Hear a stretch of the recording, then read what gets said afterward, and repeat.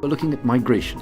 While many countries in Europe, including Britain, fear that too many migrants are moving there, there is an argument that allowing more migration would actually be a powerful influence on development. The majority of the millions of migrants worldwide have been uprooted by conflict and violence.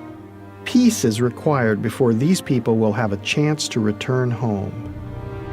Poverty and food insecurity from degraded lands, especially in the dry regions of our planet, make the global migration situation even more difficult and dangerous. Seen télé moo leen yóbbu mais pas seen mat bu nu amoon lu ñuy gañe fii loo xam ne mën na leen tee kon duñ dem mais ñàkk lu ñu tee lu wóor tax na ñu bari demoon.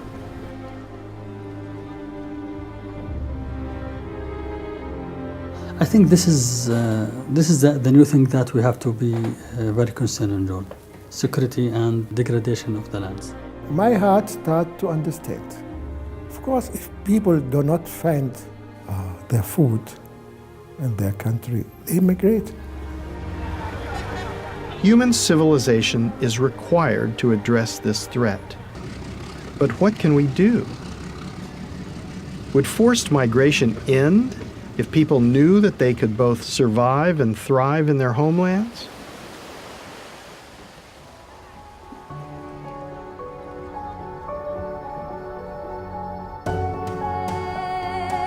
Donc actuellement, on reboise. L'objectif de ce reboisement, c'est pour lutter contre l'avancée du désert. Depuis les 5 dernières années, on est à 1 200 000 plants. Il y a énormément de bénéfices parce que l'immigration, di ngay gis ay xale yu nar a dem yu nar a toog pour jàng. هي كانت صحراء وعاد فيها مدارس ومستشفيات وزراعة برضه أحسن من الأول كتير متحسنة كتير على الآخر.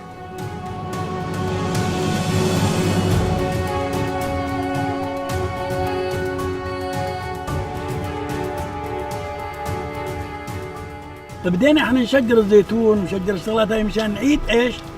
الهيبة لهاي البلد. C'était mon rêve là quoi. Je veux que vraiment moutaner quoi. Voilà, c'est ça. Without fertile soil, I think hard to understand fertile lands.